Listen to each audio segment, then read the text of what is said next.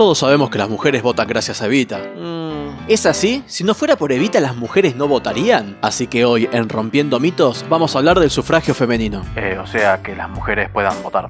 Y prepárense, porque se vienen varias fechas y datos para ver qué tanto tendríamos que agradecerle al peronismo. Que por cierto, si alguien quisiera acceder a los 50 documentos que usé para elaborar esto, que datan de entre 1915 y 1946, en mi página voy a dejar para que los puedan ver. Solo la investigación de esto literalmente me llevó días, varios días, porque anda a encontrar un documento de 1915. De hecho, este video tiene tanta información que esta es una versión resumida. Si querés ver la versión completa, la voy a poner en YouTube y en Instagram TV. Vamos a los hechos. 1911. El socialista Alfredo Palacios, quien consideraba a Perón su adversario y un fascista, intenta presentar un proyecto de ley reafirmando los derechos civiles de las mujeres, así que aparece formalmente el primer proyecto de sufragio femenino. Perón tenía 16 años. 1919. El diputado radical Rogelio Araya logra que por primera vez se presente un proyecto de ley solicitando el sufragio femenino. Ya estaba toda esta gente luchando por el sufragio femenino y recién en este año nace Evita. 1921. Julieta Lanteri presenta un proyecto de ley solicitando el sufragio femenino. A esta altura, Evita tenía 2 años.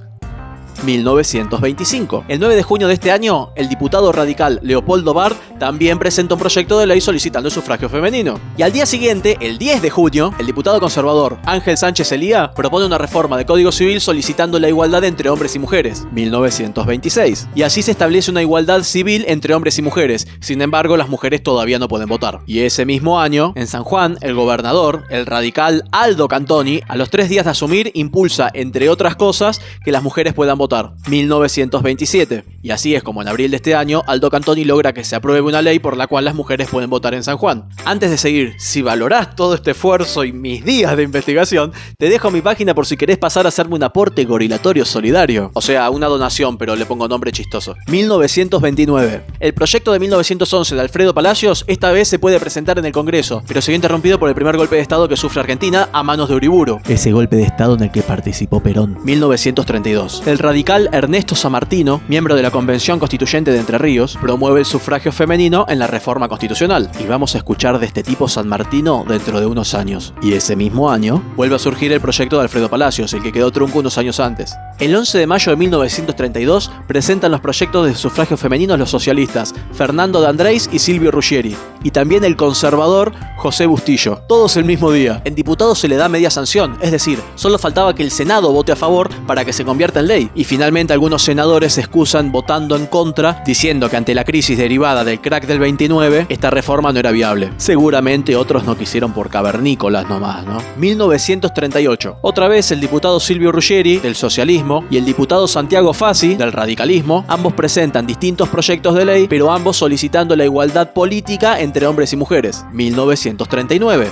Llega al Congreso otro proyecto de ley solicitando el sufragio femenino, esta vez de manos del radical Bernardino Horne, no sé, con H. 1943. A esta altura cesan todo tipo de reclamos porque Argentina vive su segunda dictadura, en la cual Perón participó. Pero no solo participó, sino que fue vicepresidente en esta dictadura. Pero antes de seguir, pongámonos en contexto. Segunda Guerra Mundial. Hay un cambio de paradigma en el rol de la mujer en la sociedad. Pero asertivo, paradigma, son palabras que la gente tonta usa para parecer importante, ¿no? El hombre va a la guerra y la mujer empieza a laburar en las fábricas y a hacer trabajos que normalmente hacían los hombres. 1946. Perón asume en junio de este año. El 2 de mayo de este año, Ernesto Sammartino, el radical, presenta un proyecto de ley exigiendo que las mujeres puedan votar. Todavía no había asumido Perón y ese mismo año lo estaba haciendo un radical. ¿Y qué pasó? Ese mismo día, el 2 de mayo, también presentó un proyecto paralelo otro tipo, un diputado justicialista, Eduardo Colom. Y es que ninguno de los ahora peronistas nunca habían presentado ningún proyecto referente a que pueda votar la mujer. Y 4 días después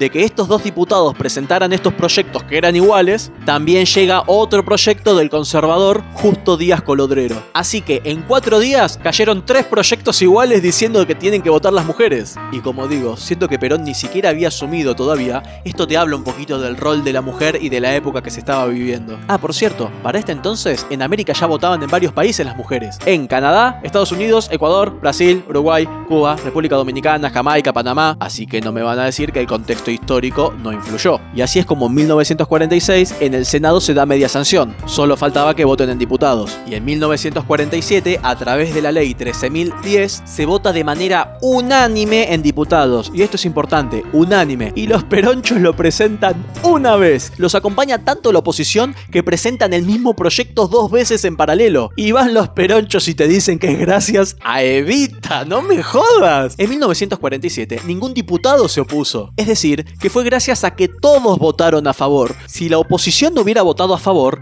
el proyecto no se aprobaba y hubiera quedado ahí colgado como había pasado siempre. Fueron los legisladores lo que lograron esto, no Perón. Y a ver, que esto es parecido a lo que pasó con la asignación universal por hijo, pero lo del sufragio femenino fue 60 años antes, con mucha más gente pidiéndolo y durante mucho más años. A ver, tomaron un proyecto que se había presentado 22 veces en casi 40 años, que la oposición votó a favor, el contexto internacional también estaba a favor, y dijeron, fue gracias a nosotros. Ah, porque por cierto, en 1948, la Declaración Universal de los Derechos Humanos reconoce el sufragio femenino como un derecho universal. Es decir, si no se aprobaba durante el gobierno de Perón, se aprobaba después, porque iba a ser un derecho humano, no se iba a poder negar. Tomaron como estandarte algo que de todas formas se iba a hacer. En definitiva, el derecho al sufragio femenino se tuvo gracias al esfuerzo de un montón de gente. Y además, importante, gracias al contexto internacional.